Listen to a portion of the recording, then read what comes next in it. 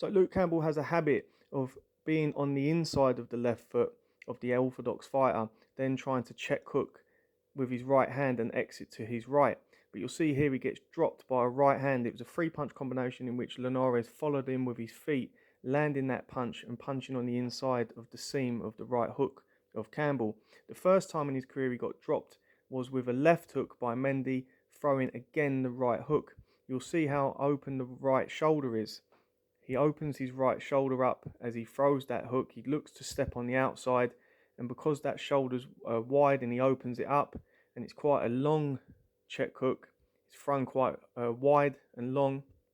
Fighters of a compact nature are able to punch inside the seam with the left hook, as Mendy did, and then also with Linares punching on the inside with the right hand. So you see here he's pressurized and he looks to step on the outside of the orthodox fighter and he gets dropped.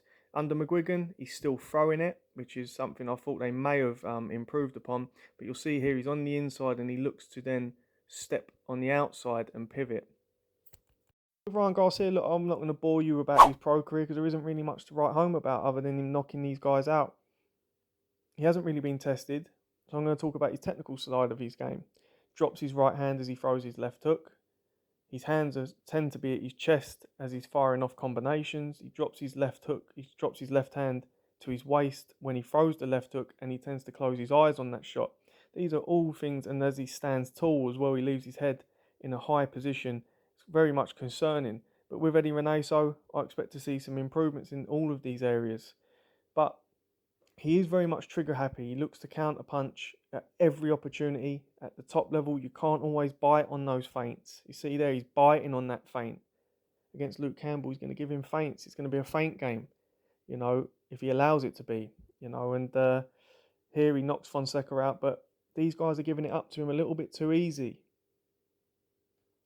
Here again, against a much lower level of opponent, standing very tall, reaching over to get his shots off.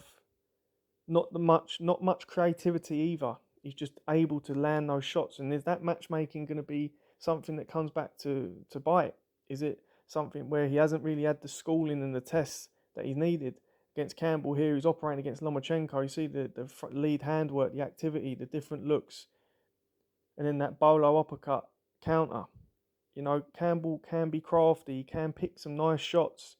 And he works when you're not working. Something that Shane McGuigan, mentioned is that Campbell is the sort of fighter that when you're switching off, he's still working. He's thinking all the time. And that's something that they're talking about, is concentration. But my worry is here how he leans into his punches to try and get shots off. He sometimes reaches in order to get to his opponent. That is one thing I feel with Luke Campbell that he lacks, is that punch power. I don't think he's the biggest puncher in the world. I think he's adequate. But I do think that he tends sometimes he's not the most creative himself in his own offense, i.e. putting combinations together. He's a very good straight shooter in terms of straight punches and picking long shots and keeping that distance. But that is a concern for me, is when he's trying to be aggressive himself, he leaves himself a little bit vulnerable, especially with his right hand. You see where it is? At times he drops it. And when he comes into position, into that mid to short range, when he throws, he leaves the right side of his temple exposed. That is a concern, especially with someone with the left hook right hand that Ryan Garcia has. And having listened and seen some of the camp footage and listened to Shane McGuigan and Luke Campbell speak and the shape that he's looking in, there's definitely positivity going into this fight on Saturday night. From what I've listened to with Shane McGuigan, in between rounds of sparring, he said that I want you to feint, I want you to twitch, but I don't want you to overcommit. So it's clear they're aware of the counter-punching prowess of Ryan Garcia, and they're going to look to expose what Shane McGuigan feels is a lack of concentration in Ryan Garcia's game. Ryan Garcia is a fantastic amateur at junior youth level, but not as a senior. And his pro career, he's never been taken deep. So we don't know, as a character, as a human being, and as a fighter, what really he's like in those moments. And I think that they've got the right idea about fighting this fight centre ring, making it a very economical and edgy fight, and seeing if they can play off of his nerves and seeing if they can bait him into throwing punches across himself and making mistakes. And that's what makes this fight so intriguing. We're looking at two different fighters from two different schools. Luke Campbell is a guy that been taught Team GB up in Hull as a youngster, Team GB. Then he's been training with different trainers. Coach Mike, who's based in America from Kazakhstan, so he's had that Soviet training. Also working with a Cuban coach that was with Amir Khan for a while. So he's had that sort of communist amateur style ingrained. Now working with Shane McGuigan, much more of a pro coach. Stay connected, land your power punches, but also someone that understands that you've got to get in and out and work, and he understands these fighters. He's a very good trainer. So, you're looking at that, and then you're looking at Eddie Reynoso, who's a very good trainer in his own right with Canelo, a budding stable. It's getting bigger and bigger. Andy Ruiz, Frank Sanchez, Valdez, the Garcias, and Canelo. How much time is he getting with Eddie Reynoso? That's the thing that I'm interested in. Some of the coaching, it doesn't look like it's sessions that are specifically with him. Canelo's in the gym. It looks like Canelo's just finishing his workout, and then he's getting some time. And then is Eddie really focused on the sparring? What is the sparring really like? Is it as professional as Luke Campbell's camp? Sometimes it's the details, and we don't know. I mean, I could be speculating, but it could be that there are issues there that could start to come up as he moves up the levels. But for me, as a fighter, Ryan Garcia definitely has some technical aspects that will help him in a fight against a southpaw. He's got long arms, he's got good speed, he can throw a fast jab, he's got a wide span, so his legs can cover distance. He can throw a right hand left hook, which against a southpaw is something that you want to do, and he can punch over the shoulder of his opponent. Campbell crouches down, and he tends to throw his jab at an angle. So, and because he leads that lead hand a little bit low, Garcia may, as he fights taller, be able to land that punch over the shoulder and over the right hand. So he might be able to get his jab into play. But we don't know, because as a fighter, I've seen him against southpaws walk straight across to the backhand, and it looks like I just want to get my shots off and knock these guys out. Against a higher level of opposition, there's got to be a lot more thought in the process.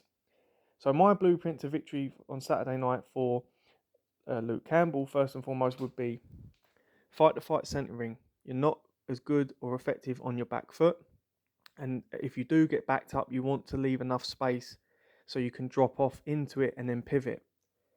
I don't want to see Luke Campbell on the ropes, especially with a guy with height and someone that can straight punch and hook. I think Luke Campbell needs to fight this fight centering and give himself enough room. He needs to feint, and he needs to make it a tactical fight. Lots of feinting, lots of different looks like he did against Lomachenko early, and make it a really technical, economical battle. From there, I'd like to see him move clockwise and move away from the left hook to force the taller man to punch across himself. I feel like that would be a good tactic against Garcia, to move across, to also open up the line for his own left hand, because I feel like Campbell at times struggles to get his offense off against the better fighters. I feel like if he moves across to his left hand, he could expose that right hand that drops as he throws the left hook at Garcia, and Luke can land. I like the fact that they're talking about not committing and twitching and feinting, and I think that's an aspect that they need to be aware of. Garcia is a dangerous counterpuncher, so when you do go, you have to go, and you have to make sure that you're compact, and you make sure that you go off of feints, and when you catch him resting. Garcia tends to switch off. I agree with that. McGuigan's right. He does look like a fighter that sometimes will go into a bit of a lull, and they're the moments you want to work. Fight in the breaks, keep it thinking, and when you have those moments, seize upon them, land big, get out, and go back to your boxing, and that could well win him the fight. For Ryan Garcia, ultimately, you want him to get straight out to centre ring. Don't allow Campbell to occupy the space. Be aggressive and intelligent. Campbell will try and occupy that space with a lot of movements, a lot of feinting, a lot of distance control. Don't allow him to do that. Take that away from him straight away. Impose your will. So be aggressive. That's one. Two, force him to engage. Push him towards the outside, the perimeter, as I've just mentioned. Be aggressive. Push him back. Push him outside the centre ring. Push him towards the ropes. force him to punch. You've seen that when he does punch on the back foot, he's vulnerable. Force him to engage, force him to punch with you. And finally, be defensively responsible. This fight might not be an early one. Listen, Ryan Garcia, yes, he's been knocking out these guys, but a lot of them are super featherweights, a lot of them are smaller men, and they're not on the level of Luke Campbell. For me, it's a fight which it's got so many different outcomes in my head. It's difficult. One says to me, I can see Garcia landing and knocking him out. Another says to me that Campbell will be able to pick holes in Garcia's style, in his technical flaws, and can outbox him. And possibly, if he hasn't got it inside, he could well force a stoppage, because we don't know what Ryan Garcia is all about. But ultimately, it's a fight that, for me, it's Campbell on points or Garcia via knockout. But who knows? Let me know your thoughts in the comment section below. I hope you enjoyed the content, and Happy New Year to everyone.